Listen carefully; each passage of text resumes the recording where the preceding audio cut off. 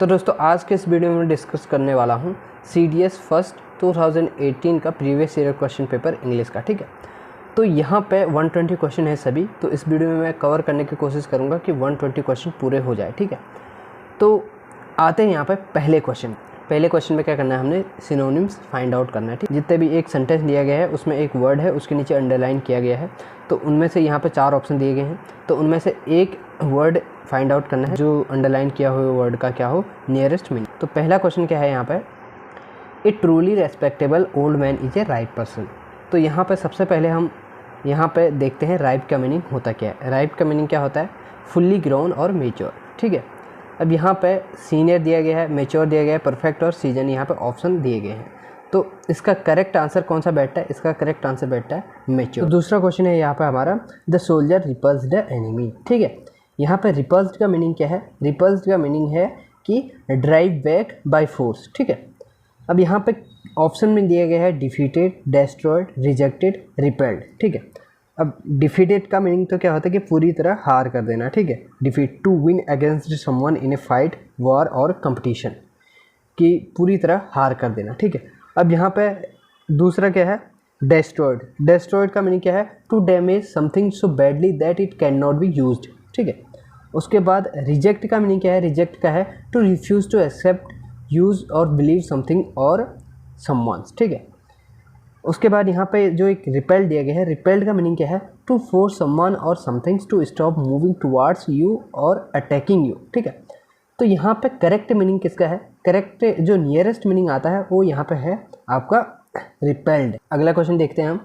अगला क्वेश्चन है यहाँ पे आपका, सी डेफ्टली मार्क्स हर फीलिंग। ठीक है, मास्क का मीनिंग होता है यहाँ पे हाइड कर देना। ठीक है, तो यहाँ पे क्वेश्चन नंबर 3 का यहाँ पे देखेंगे हम, मार्क्स का तो हाइड करना, पहला वाला हाइड है। ठीक है, यहाँ पे ऑप्शन नंबर ए इसका करेक्ट आंसर है। क्वेश्चन नंबर 4 है, वेंडोर मस्ट हैव लाइसेंस। ठीक है, वेंडोर का मीनिंग क्या होता है, वेंडोर का मीनिंग है यहाँ पे आपका कि जो क्या करता है, one who engaged in selling, जो क्या करता है बेचने में, जैसे एक मर्चेंट टाइप का। ठीक है, वेंडोर। अब यहाँ पे क्या कर रहा है, वेंडोर मस्ट हैव लाइसेंस। यहाँ पे ऑप्शन क्या क्या दिए गए हैं, one who drives A car, one who works in A hospital, one who is employed in A food service, one engaged in selling. इसका करेक्ट आंसर क्या है, वन एंगेज्ड इन सेलिंग। अब जो क्या कहते हैं, one who drives A car, उसको क्या बोलते हैं, चॉफर। ठीक है, और उसके बाद one who is employed in A food service, उसको क्या बोलते हैं, कार्टरर या waiting staff. One who is engaged in selling, इसको क्या कहते हैं, वेंडोर कहते हैं। तो जो ये है क्वेश्चन नंबर 4 है, इसका करेक्ट नियरेस्ट मीनिंग क्या है वेंडर का, कौन सा, ऑप्शन नंबर डी है। ठीक है, तो अगला क्वेश्चन क्या है यहाँ पे, they will not admit children under 14। ठीक है, तो इसका करेक्ट आंसर क्या है, यहाँ पे 4 ऑप्शन दिए गए हैं, अवोव, रिसीव, एक्सेप्ट और कंसीड। ठीक है, तो एडमिट का मीनिंग क्या होता है, एक्नॉलेज या एक्सेप्ट। ठीक है, अवोव का मीनिंग क्या होता है, असॉर्ट और कन्फेस ओपनली। ठीक है, कंसीड का मीनिंग क्या होता है, एडमिट और agree that something is true after first denying और रेजिस्टिंग इट। यहाँ पे इसका जो नियरेस्ट मीनिंग है किसका, एडमिट का, वो यहाँ पे पहले ही मैंने जैसे कि एडमिट का मीनिंग जब मैं बता रहा था, एडमिट का एक्नॉलेज और एक्सेप्ट करना, किस चीज़ को एक्सेप्ट करना, वही इसका क्या है, nearest meaning. Number 3 correct answer है। क्वेश्चन नंबर 6 क्या है, the jewels have been stolen from her bedroom. Stolen में चुराए गए। ठीक है, तो यहाँ पे 4 ऑप्शन दिए गए हैं, एम्बेजल्ड, असर्टेड, इल्डेड और एब्डिकेटेड। तो यहाँ पे हम देखते हैं कि एम्बेजल का मीनिंग क्या है। एम्बेजल का मीनिंग क्या है, स्टील और मिस एप्रोप्रिएट। और असर्ट का मीनिंग क्या होता है, स्टेट ए फैक्ट और बिलीव कॉन्फिडेंटली एंड फोर्सफुली। ठीक है, इल्ड का मीनिंग क्या होता है, produce.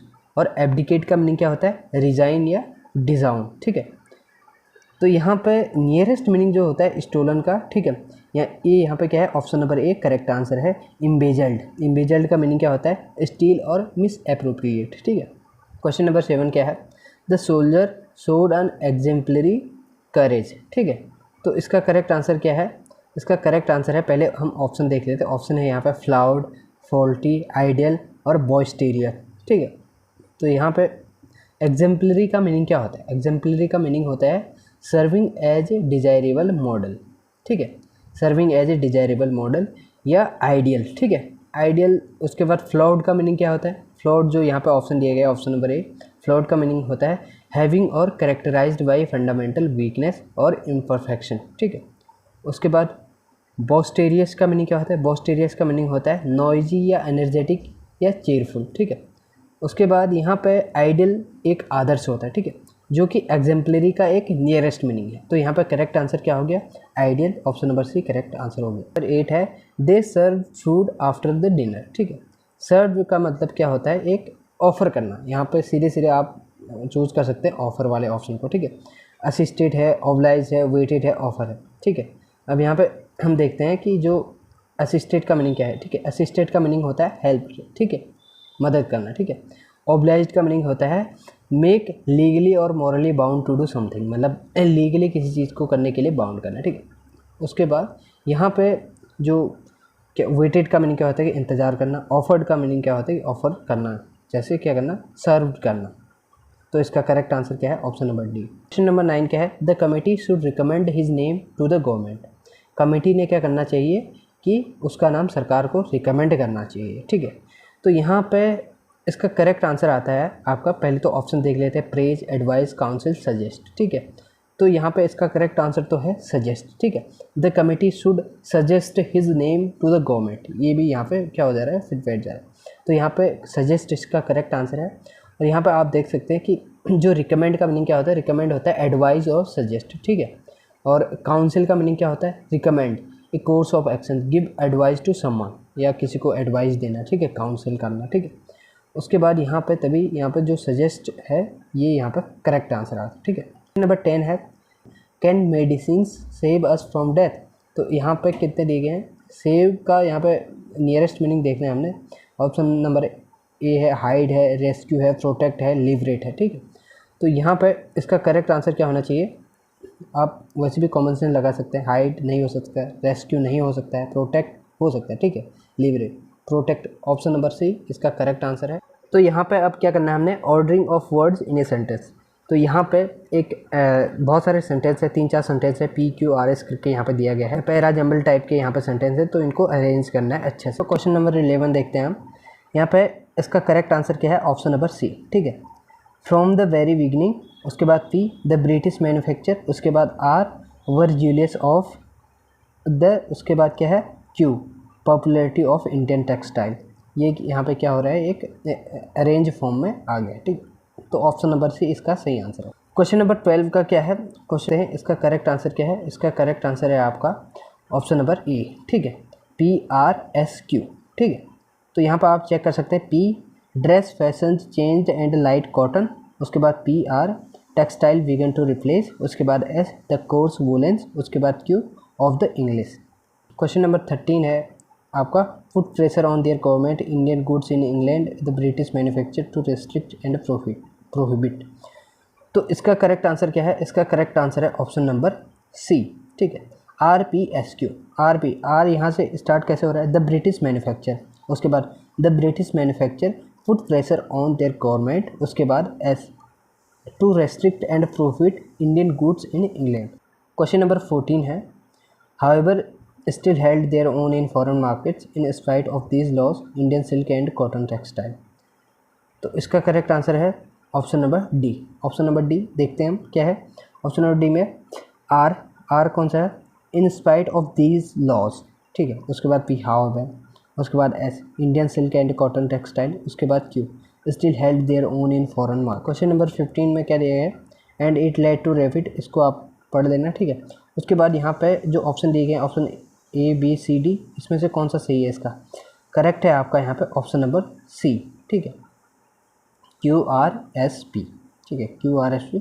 Q the industrial revolution, उसके बाद R कहाँ है? The industrial revolution transformed the British society in a fundamental manner and it led to rapid economic development. Question number 16 का है आपका option number D correct. Option number D है SPRQ है one of the greatest poet of modern India Mohammad Iqbal, SPR। उसके बाद profoundly influenced the philosophical and religious outlook of people through his poetry. Question number 17 है, आप यहाँ पे पढ़ सकते हैं इसको। तो यहाँ पे इसका करेक्ट आंसर कौन सा है? इसका करेक्ट आंसर है option number A, SPRQ। S the failure of the British government, P to accept any of the important, उसके बाद आर कौन सा है? Demand of the nationalist produced, उसके बाद क्यू क्या है?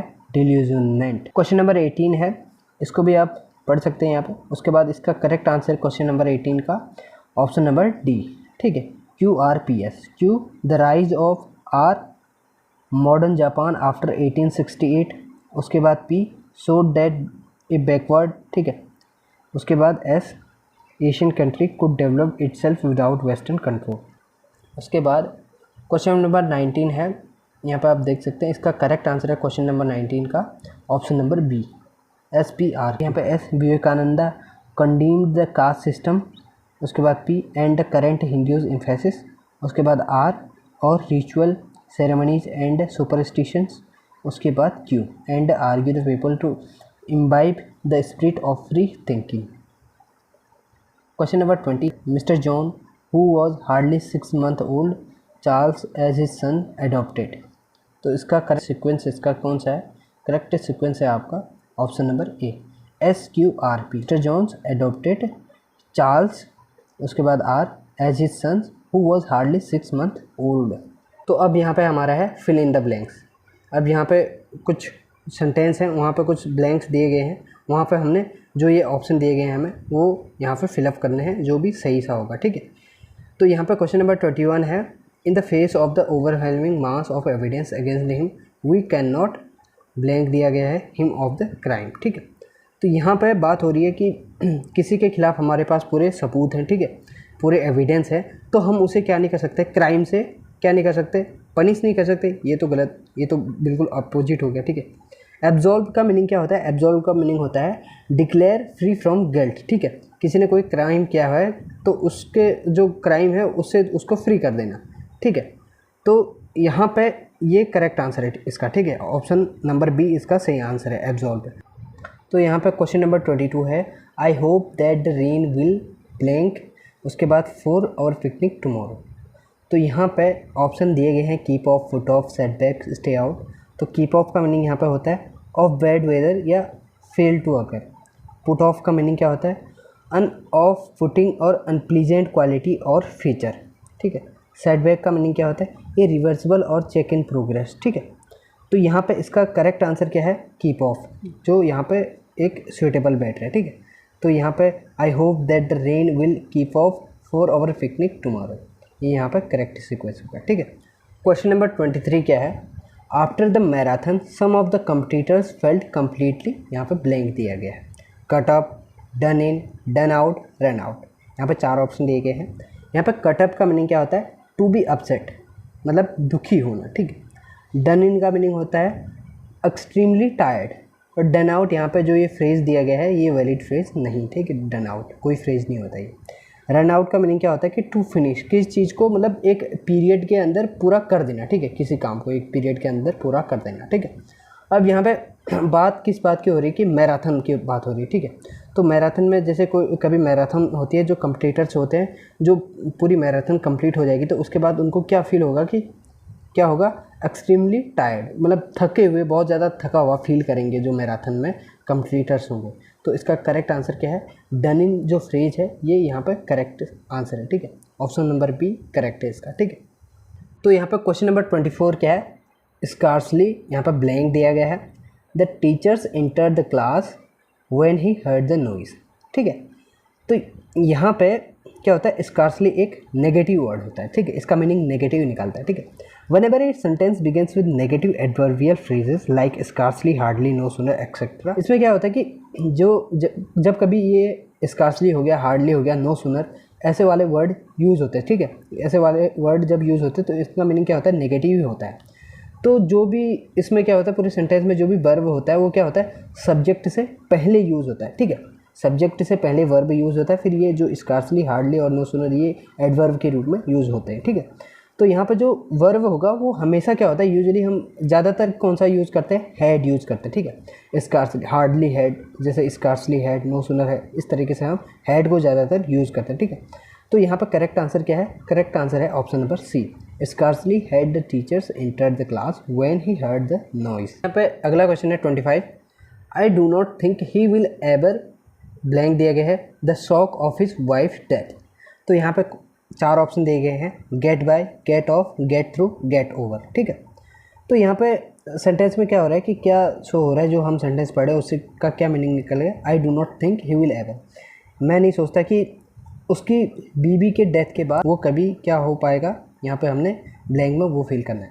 अब यहाँ पे get by, get off, get through, get over यहाँ पे फ्रेज दिए गए हैं, तो इनका मीनिंग क्या होता है। गेट बाय का मीनिंग क्या होता है, गेट बाय का मीनिंग होता है manage with difficulty to live और अकम्प्लिश समथिंग। अकम्प्लिश का मीनिंग क्या होता है, पूरा करना, जैसे कि manage with difficulty to live, मतलब बहुत कठिनाई में जीना, इस तरीके से, ठीक है। उसके बाद गेट ऑफ, गेट ऑफ का मीनिंग क्या होता है कि एस्केप इफ पनिशमेंट्स, जैसे किसी पनिशमेंट से क्या हो जाना, बच जाना, ठीक है।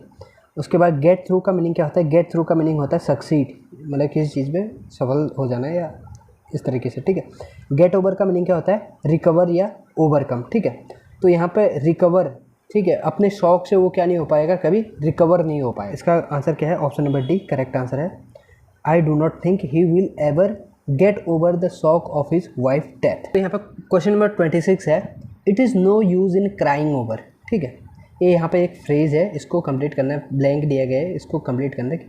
It is no use in crying over, यहाँ पे ऑप्शन नंबर ए है स्पॉइल्ड मिल्क, बी है स्प्लिटेड मिल्क, सी है स्प्लिट मिल्क और डी है स्पिल्ट मिल्क। तो इसका करेक्ट आंसर क्या है, इसका करेक्ट आंसर है option number D spilt milk, ठीक है। तो ये पूरा फ्रेज़ है स्पिल्ड मिल्क, इसी फ्रेज़ के साथ ही आता है, ठीक है, स्पिल्ट मिल्क। तो यहाँ पर क्या, ये फ्रेज़ का मीनिंग क्या है कि जैसे कोई अगर क्या हो जाता है कि जैसे it means being upset over somethings that has already happen and can not be change. कोई चीज़ ऐसी कि कोई ऐसी चीज़ घटित हो जाना जिसके बाद अगर हम अपसेट रहते हैं तो उसका कोई फ़ायदा नहीं है, क्योंकि वो चीज़ क्या नहीं हो सकती है, चेंज नहीं हो सकती है। क्वेश्चन नंबर 27 है, you must go to the station now, ठीक है। यूअर ब्रदर, यहाँ पर ब्लैंक दिया गया है, go just yet as his train leaves after 3 hours.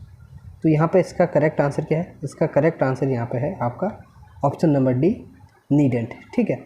अगला क्वेश्चन है, every rash driver becomes a killer. यहाँ पे 4 ऑप्शन दिए गए हैं, पहला क्या है, पहला है आपका श्योर, दूसरा है रैकलेस, तीसरा है पोटेंशियल, चौथा क्या है पावरलेस। तो इसका करेक्ट आंसर क्या है, इसका करेक्ट आंसर है आपका यहाँ पे पोटेंशियल। नंबर 29 है, the country owns a deep depth of, यहाँ पे ब्लैंक दिया गया है, फॉर द फ्रीडम फाइटर्स, ठीक है। यहाँ पे ऑप्शन दिए गए हैं पैट्रियोटिज्म, रिमेम्बरेंस, ग्रेटिट्यूड। तो पहले तो हम इनका मीनिंग देख लेते हैं। यहाँ पे पैट्रियोटिज्म का मीनिंग क्या है, love of country and a willingness to sacrifice for it, मतलब अपने देश के प्रति क्या होना, प्यार होना, देश के लिए कुछ भी सेक्रीफाइस कर देना, ठीक है, पैट्रियोटिज्म। उसके बाद रिमेम्बरेंस का मीनिंग क्या होता है, the ability to recall past occurrence, मतलब रिमेंबर करना किसी चीज़ को, ठीक है। और ग्रेटिट्यूड का मीनिंग क्या होता है, ये feeling of thankfulness and appreciation, ठीक है, ग्रेटिट्यूड।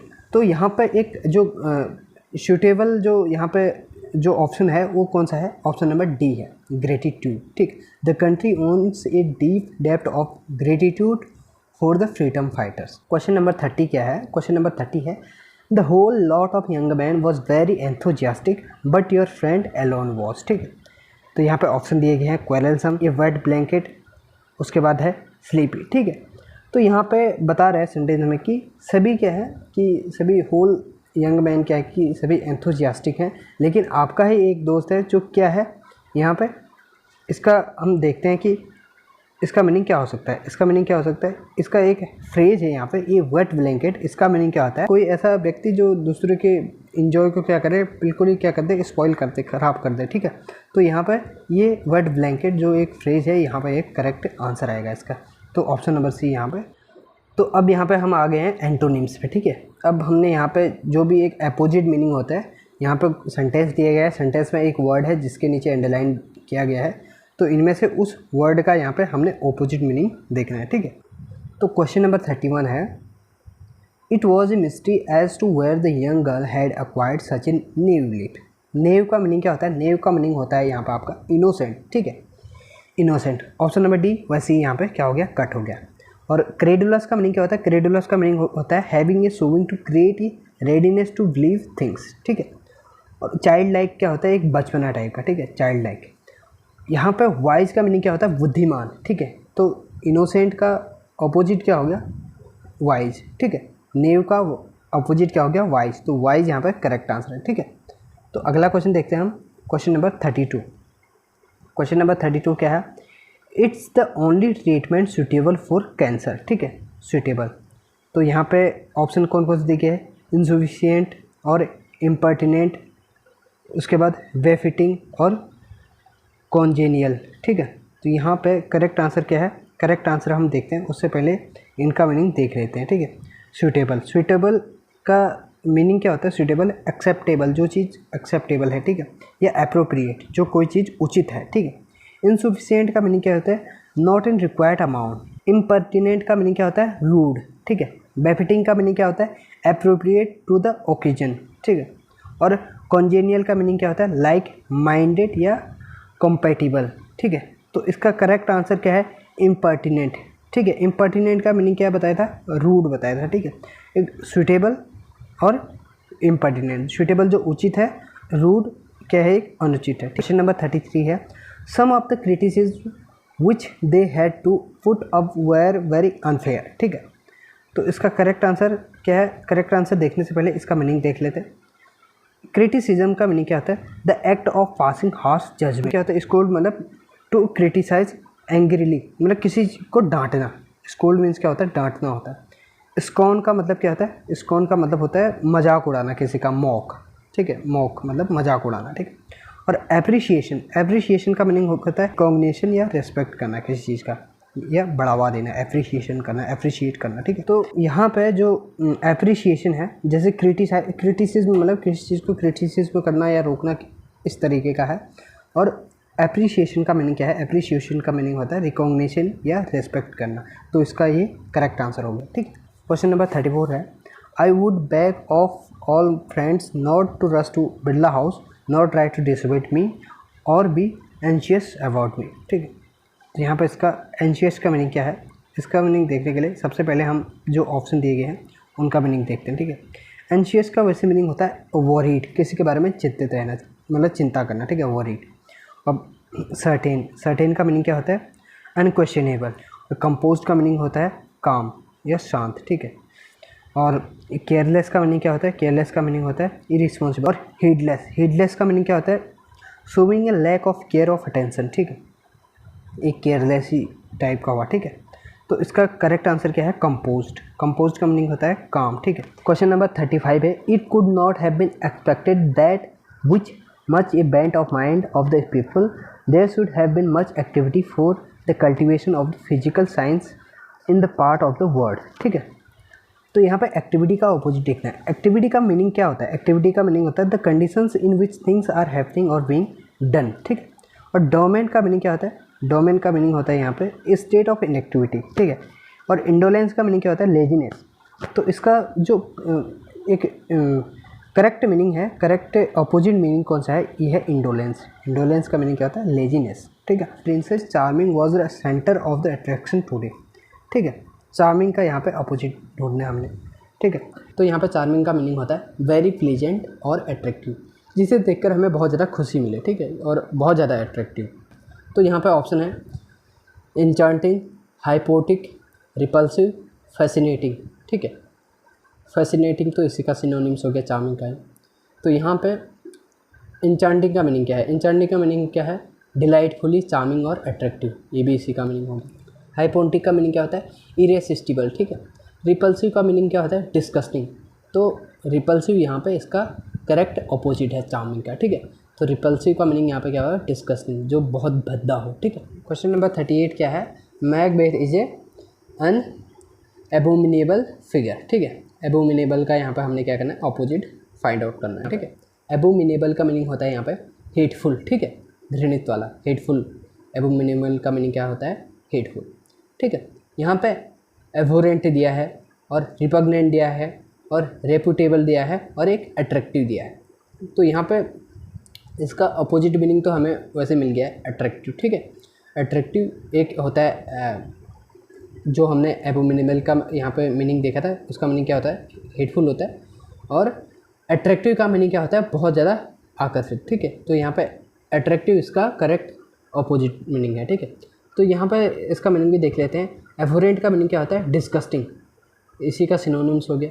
और रिपग्नेंट का मीनिंग क्या होता है, एक्सट्रीमली डिस्टेस्टफुल, ठीक है, अनएक्सेप्टेबल, ठीक है, जो स्वीकार नहीं की जा सकती है वो चीज़ रिपग्नेंट, ठीक है। रिप्यूटेबल, रिप्यूटेबल का मीनिंग क्या होता है, having a good reputation, well respected, ठीक है। तो यहाँ पे अट्रैक्टिव, गुड लुकिंग, जो अच्छा दिखता है। तो यहाँ पे अट्रैक्टिव इसका क्या है, एक सूटेबल अपोजिट मीनिंग है। क्वेश्चन नंबर 40 है, Rakesh is vulnerable to political pressure, ठीक है। ऑप्शन नंबर ए वीक है, B unguarded, C exposed, D resilient, ठीक है। तो यहाँ पे अगर हम देखते हैं वल्नरेबल का मीनिंग क्या है, वल्नरेबल का मीनिंग होता है जैसे अनगार्डेड, अनसेफ या वीक। तो यहाँ पे ऑप्शन नंबर ए और बी तो सेम इसके सिनोनिम्स हो गए। अब एंटोनिम्स से ढूंढना है हमने, फाइंड आउट करना है। अब यहाँ पे एक्सपोज्ड, एक्सपोज्ड का मीनिंग क्या होता है, अनकवर्ड, अनकवर्ड, ये भी क्या हो गया, इसी का सिनोनिम्स हो गया। और एंटोनिम्स क्या है, एंटोनिम्स क्या है, रेसिलिएंट, रेसिलिएंट का मीनिंग क्या होता है, स्ट्रॉन्ग, ठीक है। तो ऑप्शन नंबर डी इसका क्या है, करेक्ट आंसर है, रेसिलिएंट।